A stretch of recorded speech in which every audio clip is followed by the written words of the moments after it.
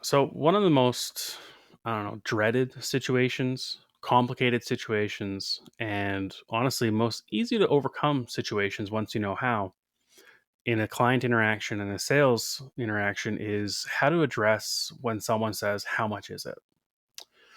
This is something that people will say at different points in the conversation. And depending on when it happens in the conversation, I'm going to teach you guys how to interact or react to that question.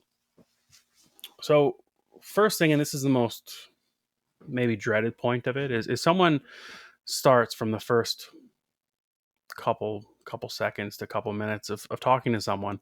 You're just getting to know that person, you're just introducing yourself to that person, you're just getting to understand their business, and they already say, "How much is it?" The problem here is that you give up power, right? You give up your ability to be a closer, to be a salesperson, if you give them the price too early. And what I mean by that is, if you give the price too early, all they're going to be thinking for the rest of the conversation is the price. Or you give them the ability to say, "No, that's out of my budget," and move on. Right? You don't want to give them that chance to do that right away. What you want to do is you want to be able to divert the conversation away from price. Right? Don't talk about price right away. So if someone asks you within the first couple minutes, "How much is it?" A strong reply to that is, "That depends." Right? That depends on what you need. That depends on what services you're looking to get.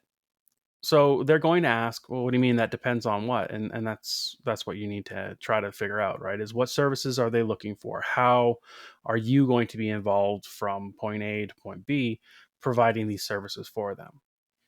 Um, what happens if you give the price too early is you actually lose any of the power that you have as a salesperson and as a closer. We already know the customer, the person with the money, has authority. They have a lot of power in the interaction. What we're trying to do is level the playing field. And we level the playing field by understanding what our clients need and what we can do to help them get there.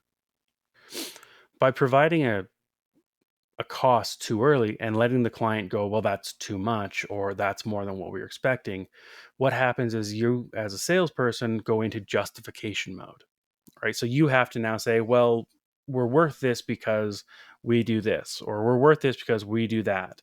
And this is why we think we're valued at this price." And it takes all the power away from you. And you don't want to do that. You want to retain power.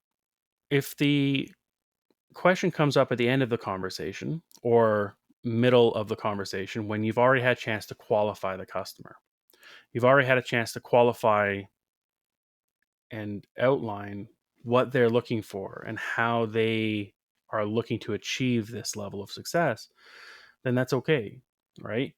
But what we want to avoid, or what we want to do, is go one step further. We don't want to say the price is $10,000 and just leave it at that and let them sit with that. What we want to do is ask a follow question, right? So the price is $10,000. How do you feel about that? Or the price is $10,000. Is that within the budget you were looking to spend? Get them talking more, right? Get them going. Because if you just say the price is $10,000, they basically are going to say, "Oh, okay." Or they're going to say, "No, that's too much." And it's going to be the end of the conversation. We want to avoid that. We want to continue the conversation, continue flowing through to get to closing. So, to summarize, what we want to do is we want to understand their needs. We want to understand what their goals are before providing a price. Redirect away from the price in the beginning, understand their needs, understand their goals, and you'll be a better closer for it.